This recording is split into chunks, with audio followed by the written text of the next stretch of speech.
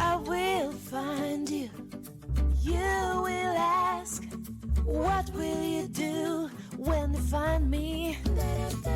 Don't be scared of yourself. Hi, I'm Dawn.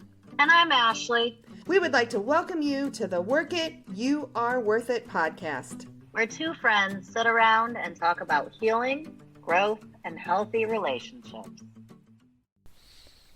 Hey, Ashley. Hey, Dawn. How are you? I am great. How are you? I'm good. It has been a good week. It's been a good weekend. Lots of relaxation. So I'm good. We haven't talked in a minute. We haven't. We're gonna have podcasts come out back to back, but in reality, from a recording perspective, you and I haven't chatted for a minute. I know it's been like 2 weeks now. Something like that. Yeah, it's been a. So how's everything going?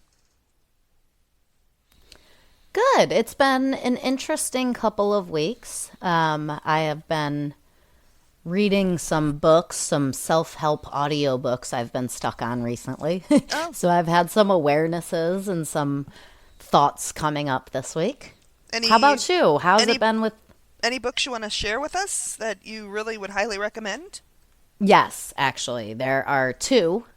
The first one is called Unfuck Yourself. Okay. And the second one is called The Subtle Art of Not Giving a Fuck. Are they by the same author? They are. They are both by... let me find it. It is by Gary John Bishop. The only reason I can find it quickly is because it's in my cart, because you've mentioned it to me before. There we go. Sorry. That's all right. Yep. Unfuck Yourself by Gary John Bishop. And then The Subtle Art of Not Giving a Fuck. And, well, so what those two books are about, basically, is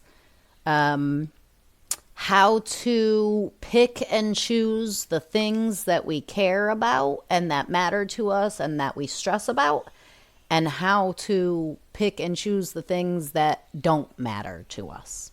Okay.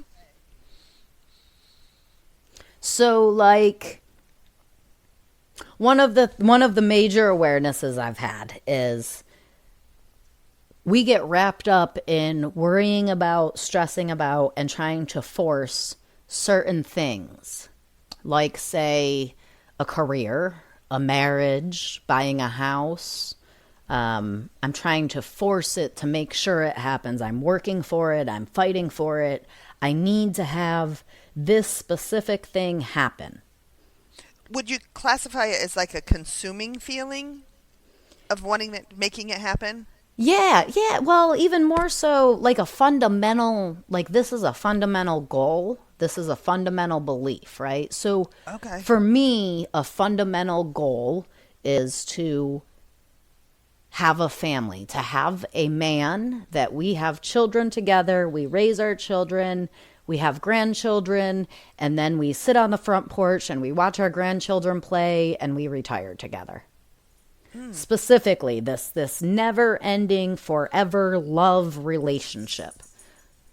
That is a fundamental goal that I have had deep within me for as long as I can remember. Another fundamental goal that I have had is to be successful in whatever career I choose. I have to do well. I have to make good money. I have to have high work ethic. I have to be early. I have to stay late. I have to sacrifice for my job so that it knows that it is important to me. My career matters, and no matter what that career is, I must excel at it. Okay. So, first I hear, and I want to understand your thoughts on this, but right, the two, family and then job, right? Those are very societal beliefs, right? I think back in the day, right, I know I was raised, my grandpa worked at Sears his entire life, retired and got the air quote gold watch. I mean, he did literally get a gold watch, but right, that's my so that is that underlying belief of what was part of my childhood. That was success.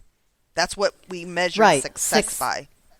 Absolutely. Right. So, and every single one of us have our own core goals and core values and core beliefs. They are separate and different things, but we all have these deeply ingrained, innate values, beliefs, and goals that we are trying to achieve in our lives. Where did those come from? Why do we have them? Do we actually want those things? How many times in your life, I know in my life how many times have I actually examined that? Right? One of the things that we talk about all the time in recovery is interrogating our thoughts, feelings, and opinions, asking ourselves why we think and feel what we think and feel. But in the 3.5 years that I've been doing this recovery work, one thing I have never once even considered is, why do I believe what I believe? Honesty is the best policy. Why do I believe that? Right? Why do I believe that if I have money to spare and someone else does not have money to eat, I should give them my money? Why do I believe that? I'm not saying that belief is right or wrong. I'm not saying it's a good or bad belief. I'm just saying, where did that belief come from? Why do I believe that? And do I actually believe that? Okay. All right. So you mentioned, let's talk. You mentioned basically family life. You mentioned job, career. What else? What are some other things that this could impact us on? Character traits. Okay. Right. I believe, I talked about honesty, kindness, compassion, people pleasing, extending ourselves too far. Like, I feel like this applies to every single aspect of our life and every single situation and every single thought. Sorry, go ahead. No, you're good. I was just going to say, if we have never done this, we should do it for everything. Because I'm thinking about friends, right? I think about friends that this could apply to. These core beliefs and thoughts and opinions of what it looks like to have friends, people in my life, where I live, how my boss is supposed to treat me. Yeah, oh, good point. That's a great one. All kinds of, right? How am I supposed to make my dogs behave? Yeah, oh, yeah.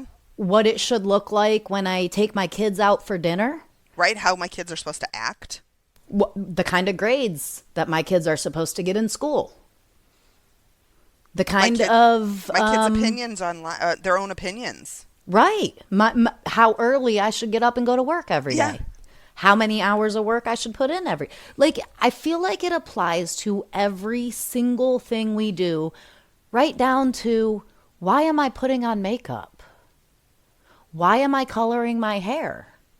Why am I wearing the clothes that I'm wearing? Yeah. I don't know, as I have been going over this for the last 2 weeks, and I've been reading these books and I've been doing these exercises, asking myself these questions, I don't believe there is a single situation in our lives that is not tied back to some original, foundational, core beliefs or thoughts that we did not even have the awareness to choose. So, for example, I remember being, I don't know how old I was, a baby, maybe 18 months old. I remember standing I was standing on a sidewalk outside. There was 4 steps to go up to the top of the front porch and go in the house. And I was not tall enough to step up the first step without having help. So I don't know how old I was, but in my memory, I couldn't get up the first step unless I did hands and knees and crawled, or my mother came down and held my hand so I could walk up. So in this first memory, it is very, very vivid. I remember standing at the bottom of the step and being scared to go up into this house. I don't remember if I was scared to go inside the house, if I was scared of the people, if I was scared of the stairs. I don't remember what I was scared of. I remember feeling of fear when I think about going up these steps into this house. The next thing I remember is my mom telling me to get my ass into the house. And I remember choosing the fear of the house over the fear of my mother at this very young age. I remember saying, "Oh, mom is really scary right now. I better get inside before she gets angry." And I forced myself to go into that house while I was afraid. I remember the heart pounding. I remember wanting to run away, but I remember being this itty bitty thing. And I remember saying to myself, "Mom's going to be angry if I don't go. I better go anyways."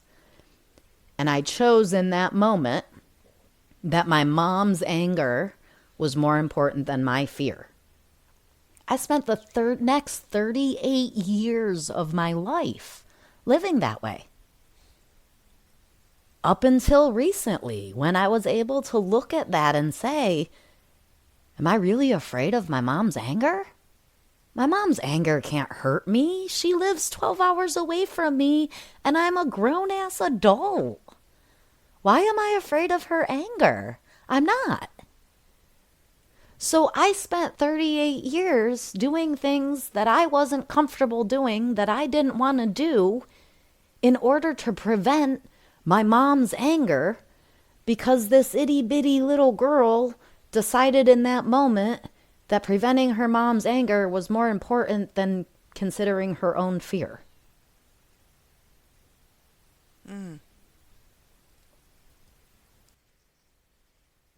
That's interesting. That's well,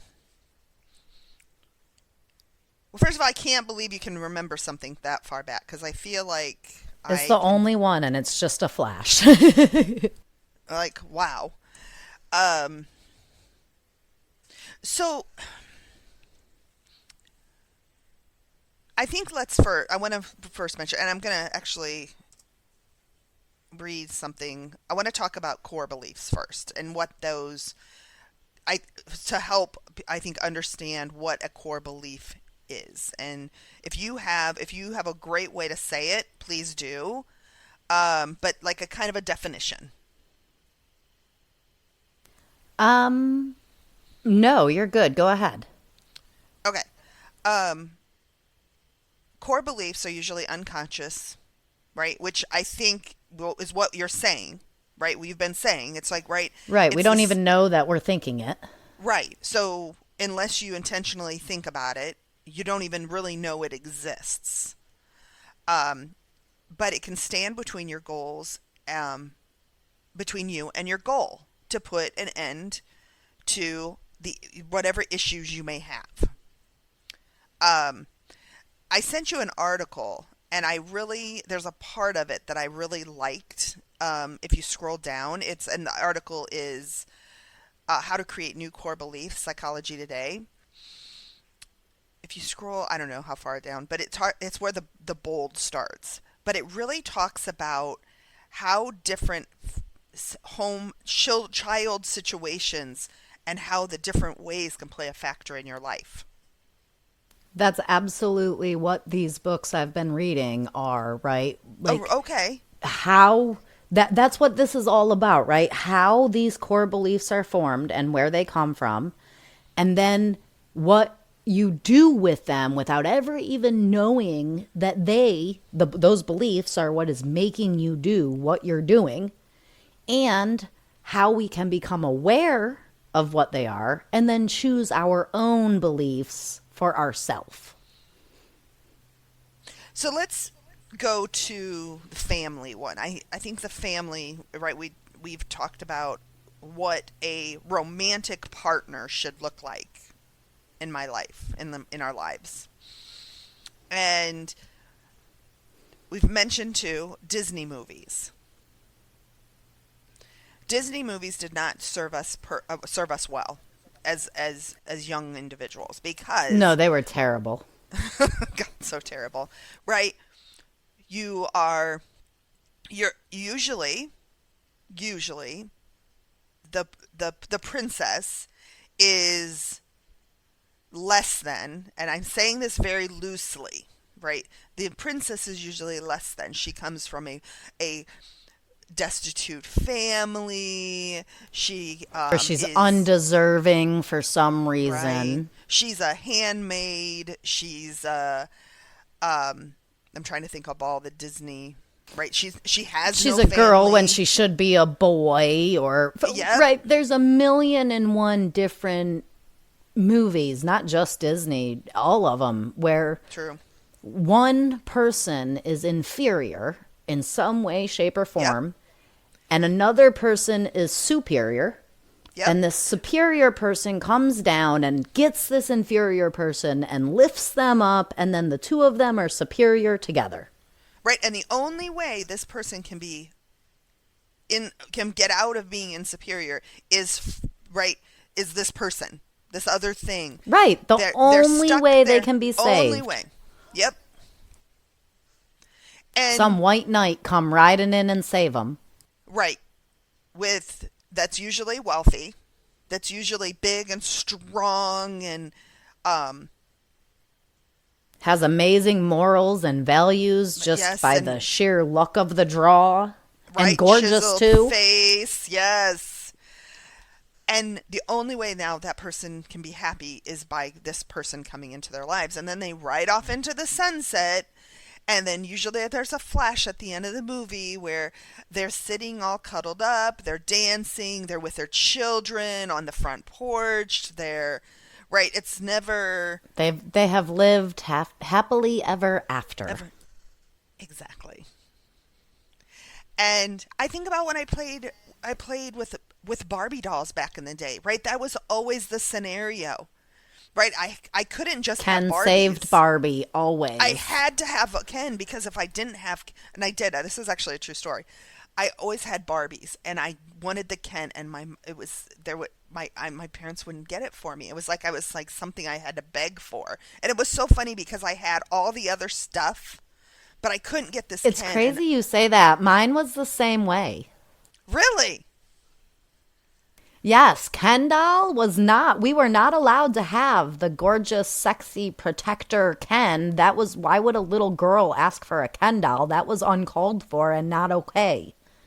Yeah. And But usually it took years of begging to finally Yes! get my mom to agree to buy me a Ken doll. Exactly. And it's funny because, like, for me, nothing was complete. All the things needed.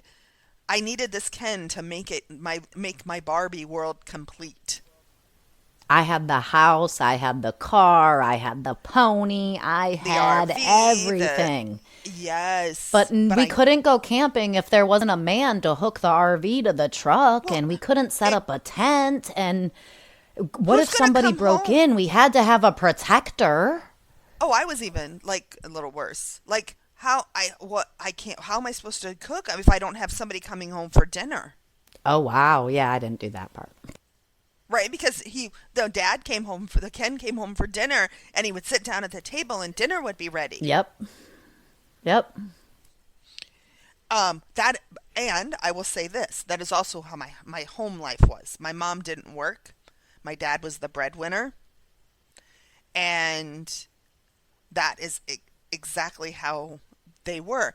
My dad traveled a lot, a little bit later, like in my, 10 and under. And then it was just my mom and I. But it was still, and it's funny because I don't remember much about it being just my mom and I.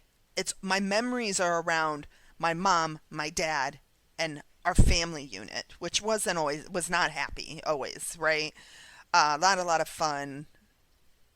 I remember one of my early, one of my pivotal memories. I was like 4 or 5, and we bought my dad built a brand new house, and we went to this house, and it was really just still the frame, but we knew where the dining room was going to be because they designed it. And we sat in the dining room, my mom, my dad, and me, and we had gotten McDonald's and we sat down as a family. And I hung on to that subconsciously for the longest time, that that's what it was supposed to be like. Yeah, isn't that crazy? Right? So, like, and that's what you were saying, right? The Disney movies that set us up to believe that there should be a man saving the woman, and the woman should be emotionally supporting the man, and the man can be not emotionally intelligent, and the woman's job is to help and support and be there, and the man's job is to be strong and protecting.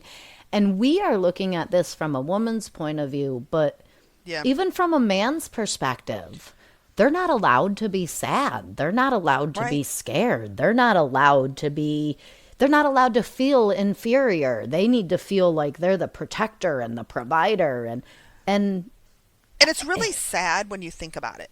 That's really it's sad so that ingrained. the level of pressure we put on men to be our everything. And I'm saying, when I say our, I'm talking women, right? Because Women, that's- children, parents, right? it doesn't Exactly. matter. That's societal thing that's what has happened, where men are supposed to carry all of this weight on their backs and not falter. So when I think about this, I think about my daughter's boyfriend, right? My oldest daughter is 21, her boyfriend is 20, and they have a 7-month-old baby. When I think about him and I think of my expectations for him, it is to take care of my grandbaby. It is to take care of my daughter. It is to keep them safe. It is to make sure they are fed. It is to come over and help if I need something with my yard or my lawn, or, right, something that, like, I do. Like, same of my son. I expect them to be the man of the house and to step up and do those stereotypical quote unquote man things, right? My lawnmower's broken. The first thing I do is call my daughter's boyfriend. Hey, can you come over and help me? I need help. And I say I expect it. I wouldn't get angry if he didn't, but I would be absolutely shocked if he said no. It is an expectation of sorts. And I think about, I don't think it matters if it's men or women, right? Because I think about what men expect from us women and what children expect from us women, and it is the exact same thing. We expect each other to do and be good and right and safe and our everything, but nobody expects me to be my own everything. Right. But really, when you're born, you're alone. When you die, you're alone. You're by yourself. Nobody is going to die holding your hand. Nobody is going to kill themselves to save you. I mean, there may be someone, but that's not healthy. Right. Where do these beliefs come from? And have we ever examined these beliefs, right? Like, do I really expect this 20-year-old kid to take care of a baby and take care of another adult and take care of a house and take care of somebody else's yard and their own yard and work full time? And nah, man, of course that kid's not going to be perfect at that stuff. He doesn't have any experience. He's learning. But yet, it's still expected. And yet, if that kid were to fuck up and make a mistake and somebody were to get hurt, let me just stick with this example, right? If my daughter's boyfriend were to screw up and my daughter were to get hurt, I don't think I would give a chance to think about how he felt. It would be his fault. Right. That's the way our society is. And most of us have we're not even aware of it in order to decide if that's how we want to be or not. I don't want to be that way. I love that kid. Dude, if he messes up and he makes a mistake and someone gets hurt, he's going to beat himself up more than I could ever beat him up. Yep. How dare I have those subconscious thoughts and beliefs, but I didn't even know they existed, so how could I not? And if those subconscious thoughts and beliefs exist, then I will act out of them because I don't know that they're there and I don't know that I'm doing it and I'm unaware of it. So it's gonna happen.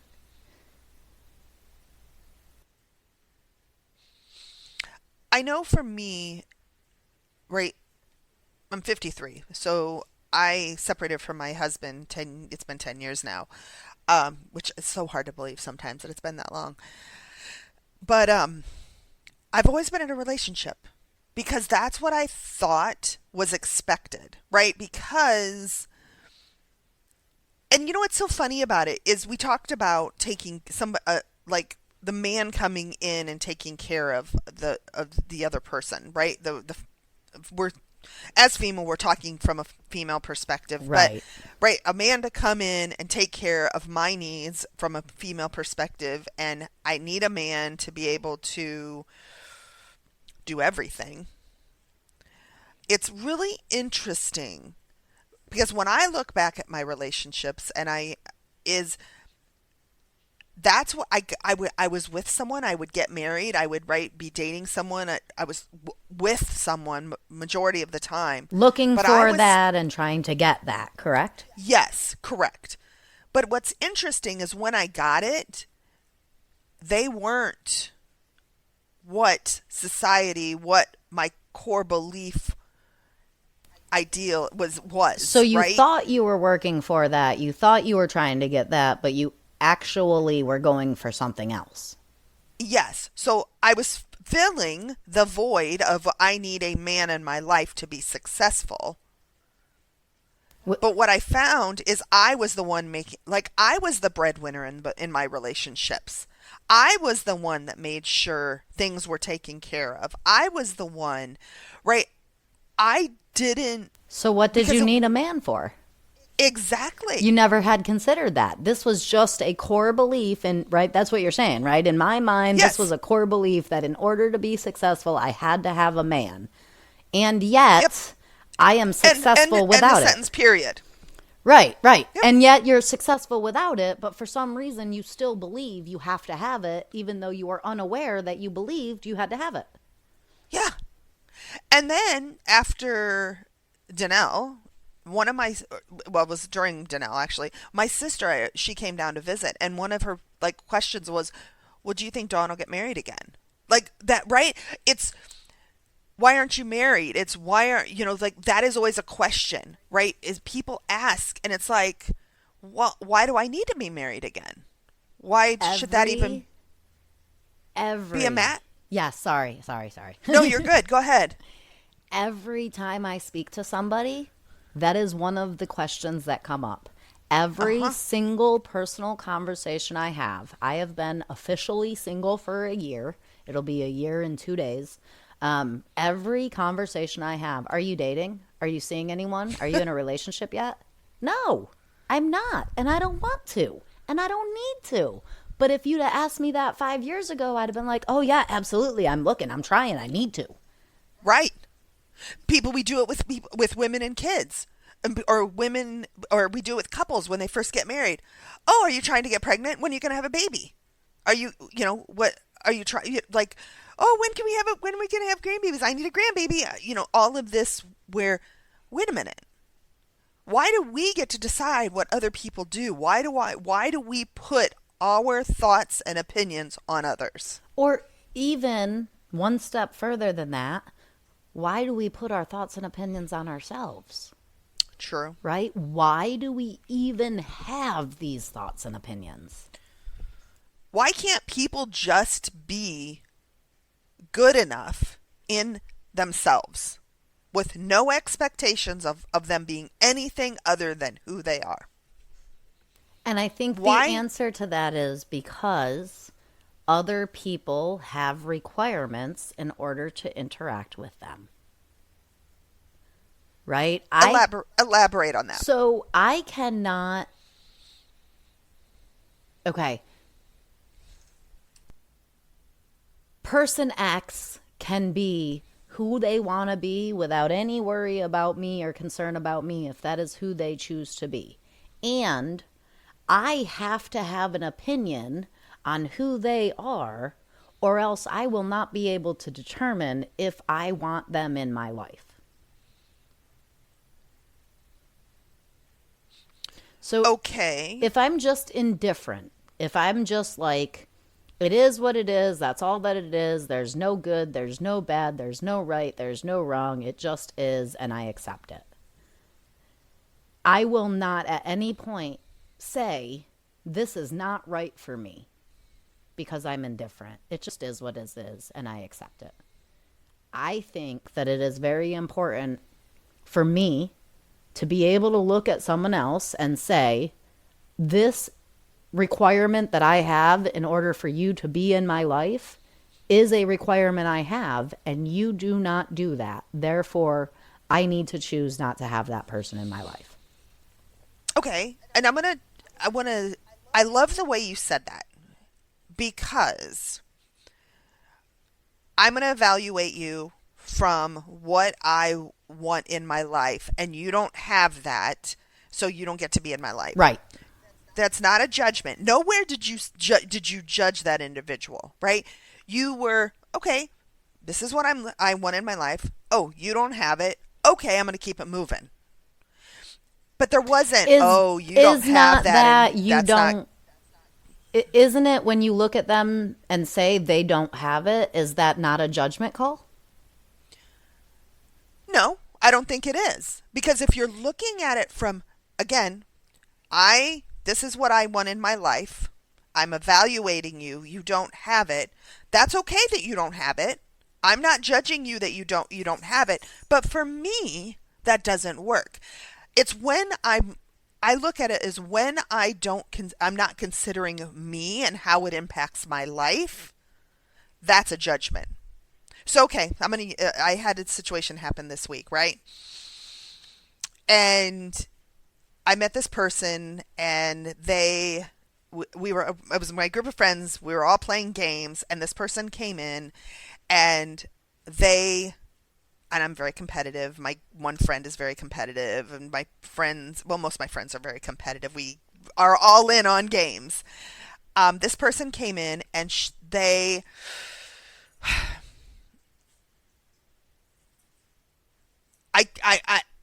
were challenged. They were struggling. They were not in they.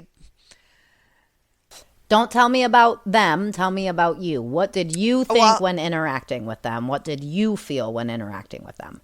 So I struggled because I was like, how dumb can you be? Right? This is not common. This is not hard. This is common sense. We've told you 50 times and you're not getting it. What the fuck? Right? That's what I really thought. And I was judging this person because they were not doing it from the way you thought they should. Yeah. So, right, that is judgment. I was judging that person. Right? I know, right, that means there's work that I need to do on me. What I was saying about earlier is where it's not judgment is, you know what, this person struggles with games, and I know I'm not going to play games with that person again. Perfect. That's not judging her. Gotcha. That's not judging her. And I think that's right? a very important distinction right there, right? Like, this person is dumb and irritates me, and I'm frustrated by them, and I need to force them to play this game properly, or I'm going to get angry and stop playing. That is judgment. Right. Whereas the different thought, this person is struggling with this game, and they don't take it as seriously as I do. I don't think I should play games with this person because I don't want to feel this way. Exactly. Right. Has nothing to do with the other person and their air quote shortcomings, right? When I look at something in someone else as a shortcoming, or I look at someone that they're better than me, and that's judgment. That is, right. If I'm just, hey, this doesn't work for me, and I'm just not going to entertain it. Okay, right? You're not trying to change the other person. You're not trying to get them to do something different. You're not trying to, it's just like, this doesn't work for me. And so you're not going to be you can't be part of my life. End of story, done, and you keep it moving. And the other side of that too is while playing games with this person may not work for you, there may be somebody else out there who is extremely competitive and takes it extremely seriously that the exact opposite of that would bring them down to a point that would allow them to enjoy themselves. True. Or there could be a person that is just as silly about games and just as goofy about them that whatever. loves it. Right? It's really just about my glasses and my perception and how I view what I am seeing.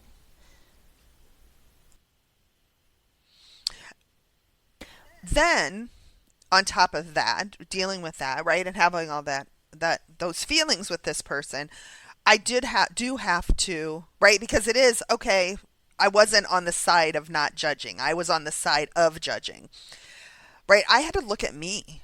Why am I judging? What is it about this person that is what about this person am I having this trauma flash? That's what it was. This It was trigger. bringing up It's a trigger. Yeah, trigger. Yeah. That's what the word I was looking So for. wait. Like there was all these triggers. You said you had to look at that? I did. You didn't have to. You made a choice to. You could have chosen to just stay away from this girl and been like, ugh, she annoys me. She doesn't take this seriously enough. It's all her fault.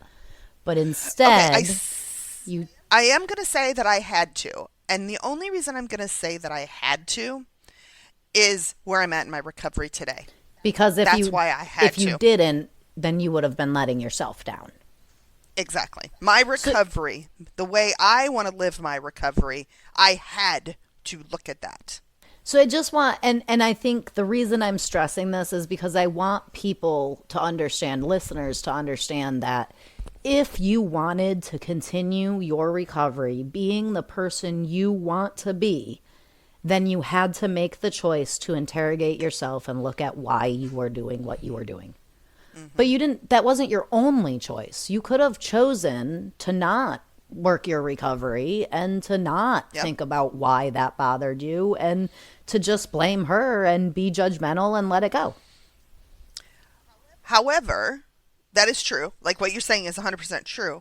And I again, however, for my recovery, part of my recovery and my agreement with my higher power and the way I entered in and have stayed on track with my recovery is being my authentic self. Being and working my recovery authentically. So that means even when I don't want to, I still have to do it. And I got to authentically look at when I am triggered, why am I triggered? I went to an individual this week and actually talked to that person about it, and they gave me some amazing thoughts. And before we go into that, sorry to interrupt you, but I just want to make a little bit of a point before we go into that because because you were saying that you had to do this for your recovery. Yeah.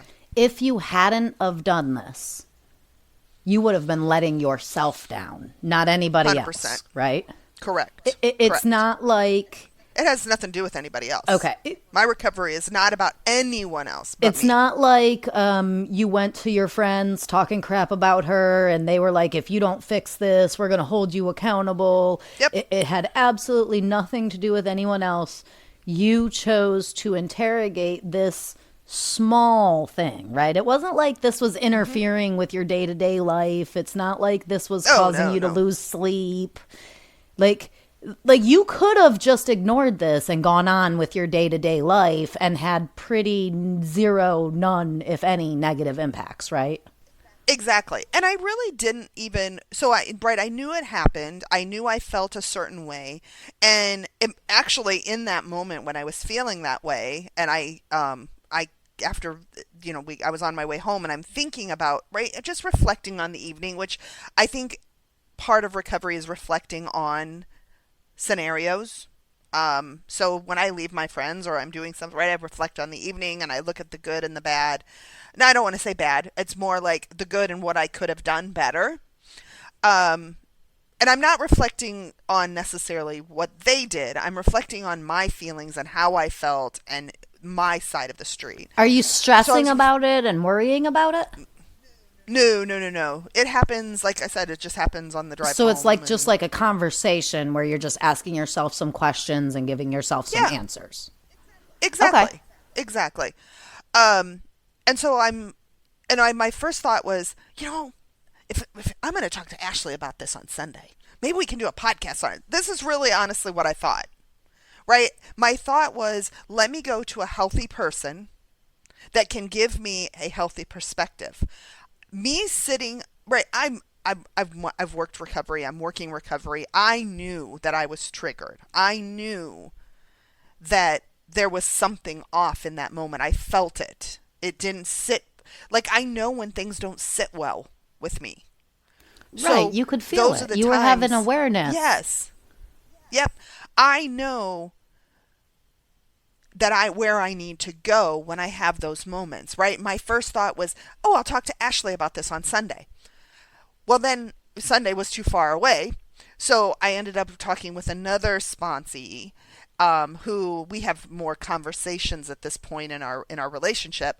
And I was like, let me run it by her. Let me get her thoughts. And she did. She offered some thoughts and suggestions and different ways to look at it, which was really, really nice. And so it allowed me to put a spin on it.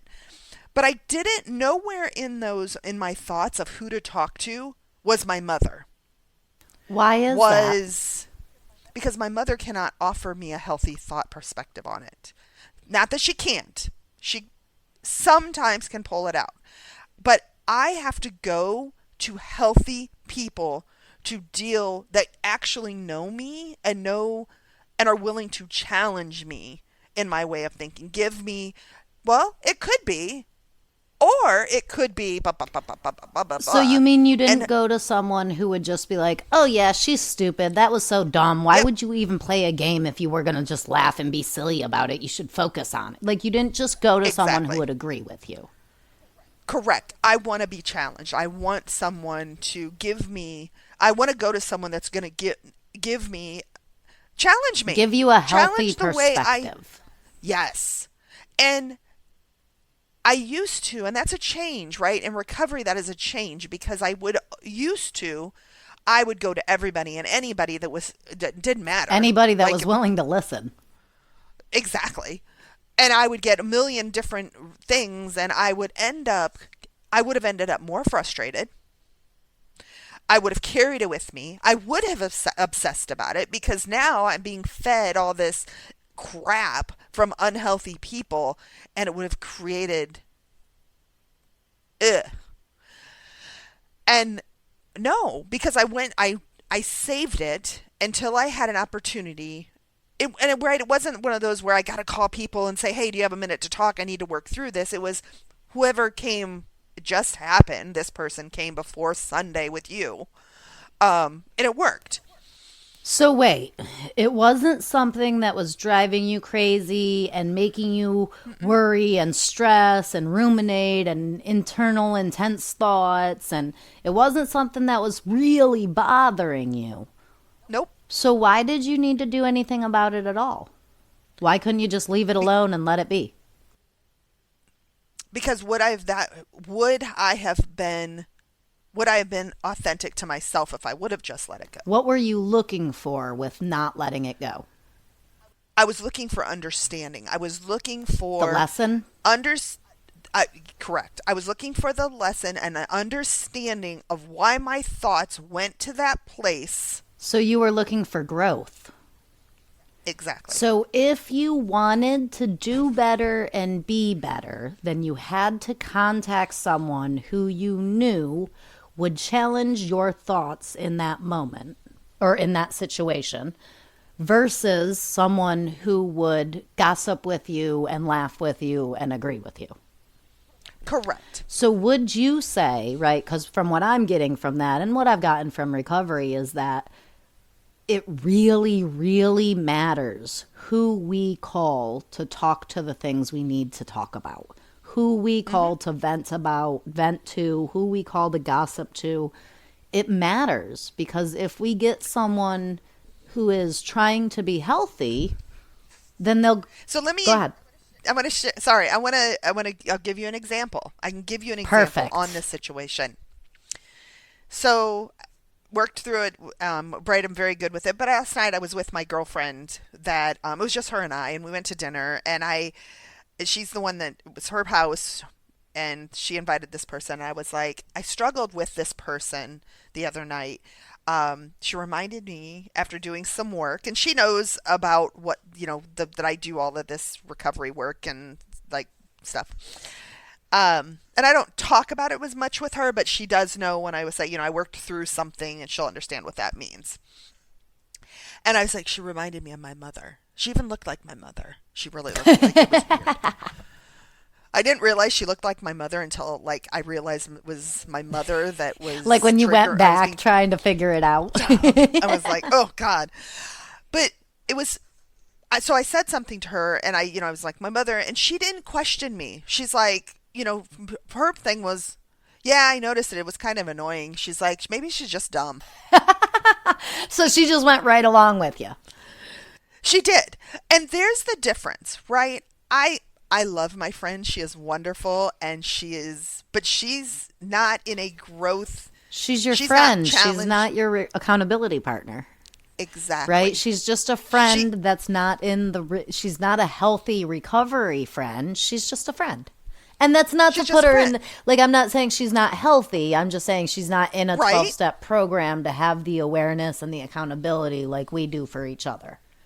Where we dissect. Yes. Right. We can just dissect that is what I do in my situations. I'm just dissecting my life and my interactions to see how they played out.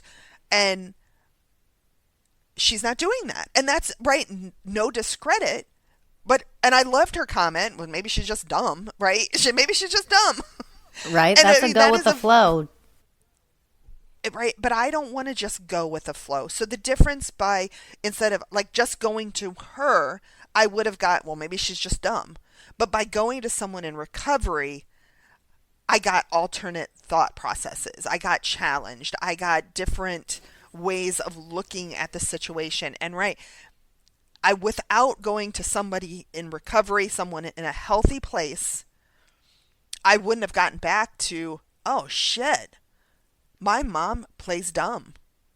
That bothers me. I don't like that. I wouldn't have gotten to that she looked like my mom either.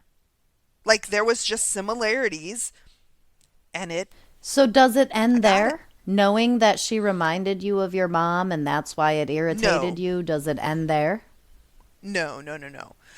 Because now I have to figure out why does my mom irritate me when she does that? What is it in me? I got to continue digging into it a little deeper. It has happened a week ago, right? I don't have to have this solved by today. Right? There's no deadline, right? No, at all.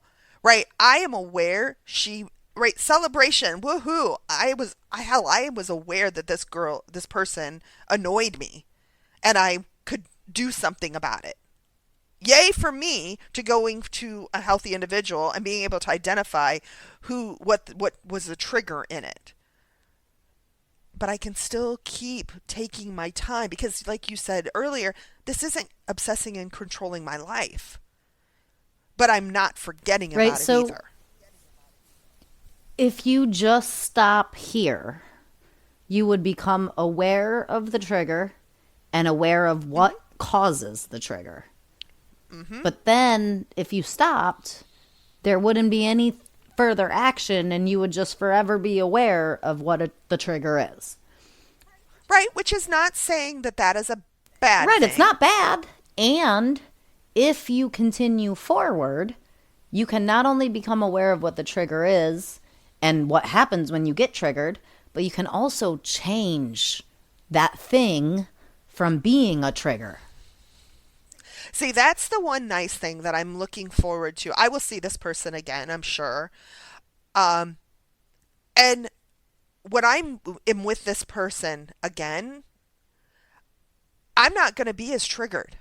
the reason I won't be as triggered is because the minute I'm triggered, I'm going to be like, oh, I know where that's coming from. My mom. And I'll be able to like, okay, I can let that go. Now that doesn't mean that I still, like I said, there's still layers of it to work through, but I'm also know that my higher power, I'm not going to obsess about it. I'm thinking about it. I'm having a conversation about it. There will be a day that my HP is going to be like, okay, it's time for you to understand all this, and it'll all just magically happen. And then once you keep working on it and you keep making progress on it, eventually you're going to go to be around this person or somebody else that acts very similarly, and it won't be a trigger at all. Right. You won't even care. It'll be just like playing a game with your other friends who are just as good at it as you. Yeah. It just won't matter. And it may not be just as good, but I'm probably takes it more seriously is probably the thing. Well, I think what it will be I will be more patient with that individual. But the one thing I will not do is I won't dumb myself down. I am a competitive person. I play to win. I play seriously. I take it very seriously. Not everybody likes that, and that's okay. Don't play with me then. Right. And that's up to them, not me. But I'm not going to change who I am because now I've identified this individual is challenging and frustrating to play games with. I'm not going to dumb myself down. Now, I've done that before. You may change who you are, though, because you're working on this not being frustrating or irritating to you. Right. And so while you may never dumb yourself down and change yourself in that way, you're changing yourself in a way that I can still be me and take this seriously, and her lack of it doesn't bother me. Exactly. So I think that, right, we've talked about a lot today. I think a lot of it has really some very big things too. It all applies back, right? If I'm not willing to, I like the word, what was the word you used? I say interrogate, dissect. You said dissect. Oh, dissect. If I am not willing to dissect my thoughts, feelings, and opinions and the situations that I take part in and how I feel during those situations, if I'm not willing to dissect that, then I will never understand where it comes from, and I will never understand how to change it. If I dissect those things, then I can change the things that I choose to change. I don't need to have a man with me for the next 40 years in order for me to watch my grandchildren play happily on my front lawn when I am 80 years old. I don't need a man sitting in the rocking chair beside me in order to have that. But if I had never been willing to look at that goal and that belief, and I had, or not even willing, if I had never been aware enough to look at it, then I would have continued to subconsciously work towards that by picking whatever man I thought could fill that role until it was too late. And there wouldn't be anything left. One of the things that it's just been, how this show works, like a repeated repeated thought that happens, like it'll be 1 week and it's just like this one thing that just kind of keeps coming up and keeps coming up. So for me this week, it's really been looking at I'm not dating. I really don't want to date, but I'm not against it. But one of the things that I'm evaluating is if I decide to date and an individual comes into my life, how will they add value to my life? And what's interesting is for the first time in my entire life, the first time, I cannot think of a way a man would add value to my life. In the past, they would add all the value. I won't be alone. Oh, I'll have somebody to do things with. Oh, I'll be able to, this, I'll be able to that. And I'm at a place where my life is full and it's wonderful. And no longer do I have shortcomings in my life because I don't have a partner in my life. And I Isn't think that an that's amazing feeling? oh my God. I can't, for the first time, I cannot say this, having a man will add value in my life. That has been, I didn't realize that was a big goal of mine, and it is. Now, I mean, there's also a side of it where that really sucks for whoever the person that is interested in me, because right now you're not gonna, but I'm not gonna Wait, worry because about that. now they have to actually be personally valuable and be personally of a certain caliber in order for them to come into your life? That sucks for them? Nah, I don't think so. It's gonna be hard. But at the same time, you know what? I'm not going to change that. I'm not going to change who I am. I'm not going to change where I'm at. I just know that it was just an interesting thought when I thought, it was posed to me, and it was like, how would somebody add value to my life? And I can't, or man, I can't tell you. And I like that. I like being able to say that. It's a new feeling that I'm not ready to give up. That's good. That's really nice. And I mean, that says a lot for your self-confidence and your self-worth at this point. Mm-hmm. Because then you think about sitting on the porch watching my grandkids. I used to see a man sitting there, and I don't see that anymore. That doesn't mean that it won't happen. It just means that I can see me sitting on my porch watching my grandkids play in the yard. No, I don't see myself sitting. I don't see myself sitting on the porch watching my grandkids play in the yard. I see myself in the yard playing with my grandkids. Right. No, I get completely what you're saying, because it used to be when I looked at that sitting with my significant other on the porch while my grandkids played, it was all about that person, that other person that had been there and had chosen to love me. And when I get to the point where it's just me, I'm that person. And I should be that person. Like, I am all I will ever have. You are all you will ever have. When you go to the grave, you will be by yourself. When your heart stops beating, there is not another human being whose heart is going to stop beating connected to you at the same time because yours did. If I don't love me, I die without me, right? If I'm not here for me, then who is? Nobody.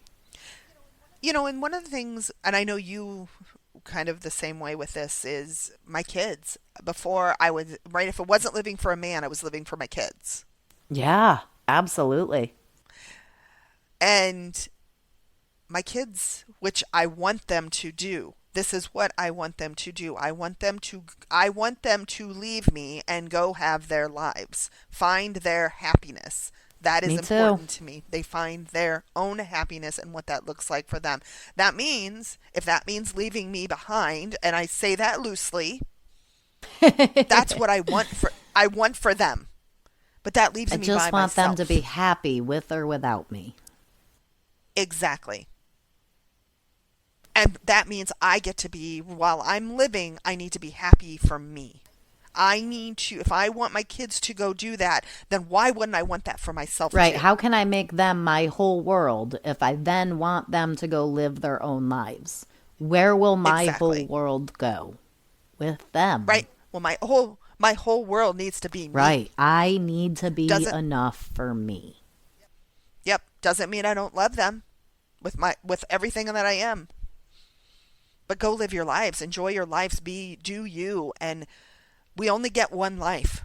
And the flip side of that is I need to live my life and do me and realize I only get one life. For a long time, I truly believed that if I put myself ahead of my children, I was a bad mom. If I was exhausted and hadn't slept in 2 days and hadn't ate and hadn't showered and my baby was crying and I went and got food instead of taking care of my baby, I was a shitty mom. I really believed that. Uh-huh. And now... But we were led to believe that. Yeah. Well, but now... I can tell you that that baby can cry for 30 minutes while I go heat up some food. It is not going to kill that baby, and it is not going to traumatize. And I don't mean an infant that was just born 10 minutes ago. Please don't kill me or eat me alive, right? Like, I'm talking about a 6-month-old or a year-old baby, and they're having a little tantrum because they want to bite a mom's food, but mom hasn't eaten in 2 days, and here, kid, you can have my egg that I just made. Like, no, that kid will be okay if you eat your egg and then go take a shower and then cook them an egg. It's okay. Yep. I wish I could get my daughter to understand that. But I think I didn't understand that. At that, right, first child being super young, right, still a kid. I didn't understand that. I didn't understand it then either, not even close. I remember being on, then you know this analogy, but right, I remember being on a plane like one of the first times as a mom. Like, I remember taking Dylan on a flight for the first time, and right, it was the first time I really paid attention. Of course, because you had your kid with you. Yep. And they said, bring the mask down, put it on yourself first, then put it on your kid. Yeah, I was the one that was like, yeah, that's not going to happen. That's not going to happen. I got to put it on my, right? And then recovery brought me to, if I don't take care of myself first, how am I going to be able to be good enough to take care of my kid then? Right? Right. If I don't put my mask on first and I pass out. Exactly. Then the plane crashes and now my kid doesn't have a mask, or my kid has a mask on, but I'm dead because the plane's crashed and I haven't had my mask on. And now my kid's here by himself trying to figure out how to get food. If I'd have just put my mask on first, then we'd both be here trying to get food. Exactly. And but it took me recovery to know, and that way of thinking to know that, right, if I'm healthy, my kids will be good. They will be safe. They will be, right, they'll get what they need. It took me 21 years of parenting, combined 21 plus 19 plus 13 years of parenting in order to finally understand that statement and truly believe it. Yep. And if I'd have understood it 20 years ago, I'd have been a much better mother. Yeah. But I wouldn't change anything. I wouldn't change my life. I wouldn't change anything. Would I have liked to be able to do some things differently? Would I have liked to have recovery much earlier in my life? 100%. Sure, there's things I wish for, but I mean, regret? No, I don't. Nah. No regrets. It is what it is. I've learned what I've learned. I am who I am because of those things. Yep. So I don't wish any of them away. I do. There's some things I do wish I had known sooner. But that's about it. I think recovery's given me that for sure. Me too. So, all right, Ashley, thank you for this conversation. This was a good one this week. Really It's been enjoyed lots of fun. Thank you. Thank you, Dawn. Thank you, listeners. All right, and I will get podcasts up. We'll get back to having these on a consistent basis. End of the day, we need to have our lives too, and we need to be healthy about this. And so we put ourselves first. Woohoo! All right, thank you, everyone. All right, have a wonderful week. Bye. Bye. We would like to thank you for joining us on this journey of self-discovery. Visit the Work It website at workitYouAreWorthIt.com to submit your questions and topics for future episodes. And remember, work it because you are worth it.